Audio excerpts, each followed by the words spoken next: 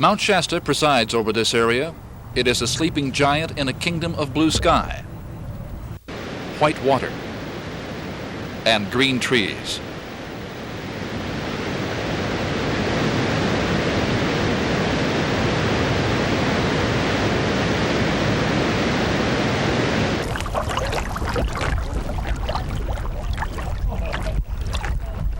Live around here most of your life? Moved here from where? Sacramento. Sacramento. How come up here? I started a business up here, and I don't know, I just like it. It's nice. Nice place to live. Good place to bring up a boy? Yeah, get him out of the city anyway. Shasta is in the lower Cascades, a mountain range stretching from British Columbia to Northern California. Rainier, Baker, and Mount St. Helens are part of the same range. People came here in the early 1800s, first for furs and then gold. They came for clean air, fewer people, for silence, to retire. Like Lloyd Hansen, who runs the hardware store in McLeod, a tiny community in the shadow of Shasta. Hansen left San Francisco 3 years ago to slow down and make a little money. Well, we had been coming up in our vacations, and we liked the area, the fishing was good, and it seemed like an awfully nice place. We decided to, if we could possibly get a small business, to semi-retire. This is an area of natural beauty, but it is also an underdeveloped area of high unemployment and small towns struggling for survival. The turn of the century saw timber become king of the area's economy.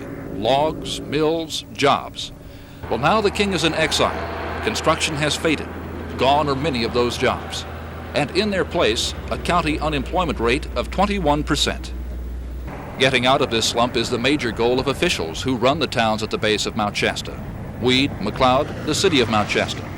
And while that task is hard enough, there is the specter of a volcanic eruption from a mountain much larger and potentially more dangerous than Mount St. Helens. A look at this mountain and how local people are dealing with its dangers in our next report. I.J. Hudson, News 8, Mount Shasta.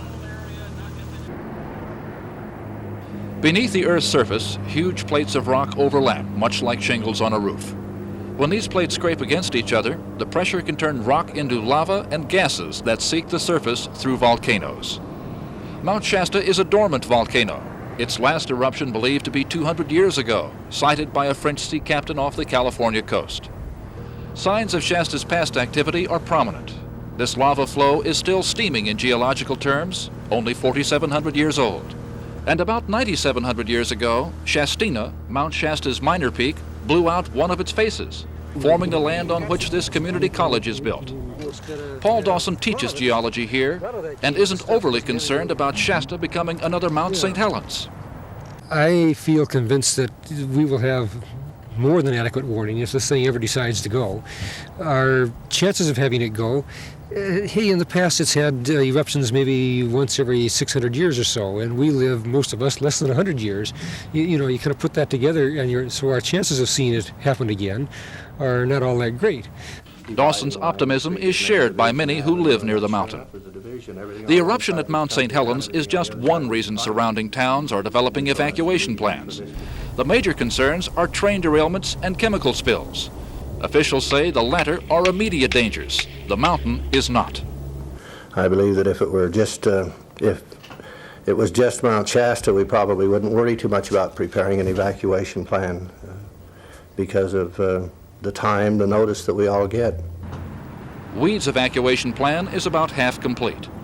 In the city of Mount Shasta, a new evacuation plan is in place. Meet Fire Chief Frank Mello, born and raised here. He's confident the code wheel system will give everyone plenty of warning.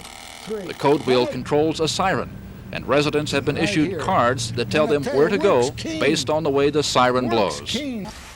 This is the whole system right here. I can call her on the phone and say, Pat, evacuate, send everybody south.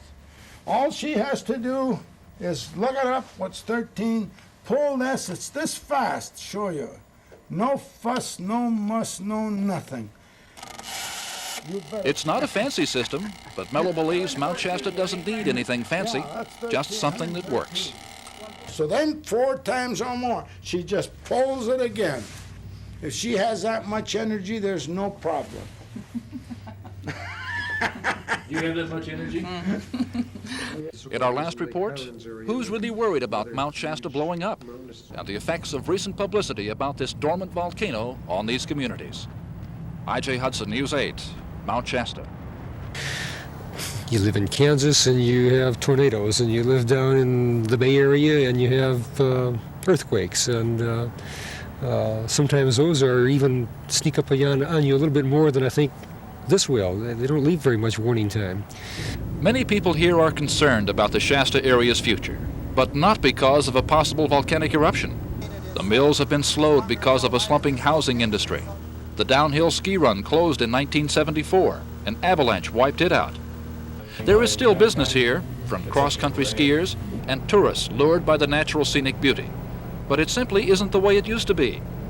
Some merchants are cautious, like Leif Volz, who runs a ski shop and teaches mountain climbing. Certainly it's exposed the name to more people, and people may say, where's Mount Shasta? But I don't think it's had an overwhelming positive effect. I think perhaps if anything, one has neutralized the other. Any negative effect about an eruption has neutralized any positive effect about the name being out there in front of the people. Publicity about Mount Shasta can cut both ways. Some believe the attention will attract the curious to the area. Others believe it has already hurt chances of small industries moving in. They have put their ideas to rest because they fear they can't get their personnel to come up. They're in the supervisory position to come up into our area because of a fear. Local officials agree the area must develop to survive. Light industry and recreation appear to be the best options to lighten dark times. The focus is on these problems they can do something about, not an eruption of Mount Shasta, which they consider unlikely and unthinkable. The most deal that bothers me, not the mountain. No. You don't care? No. Like I told you, women blow their top quicker than the mountain will. The thoughts of Ray Miller, a local naturalist, perhaps best describe the natives' attitudes about Mount Shasta and the reaction of the outside world. Well, let's face it, in order to sell a newspaper, you can't say everything's fine, that's the end, goodbye. I mean, you gotta put something in there. And there have been a lot of misstatements, misleading statements, and downright lies that have been published on the mountain. And actually, we don't get any of that information up here, or we get very little of it. So it doesn't affect us too much. We go along fat, dumb, and happy, and we keep getting long-distance phone calls about us poor guys up here and are we still alive, and we didn't even know we were about dead. Outsiders seem more concerned about Mount Shasta erupting than the people who live around here. The locals are worried about finding jobs, about a population explosion, more than an explosion of a mountain. Mount Shasta has been asleep for over 200 years, and the people here would just as soon we let a sleeping giant sleep for quite a while. They say 200 years would be nice. I.J. Hudson, News 8, Mount Shasta.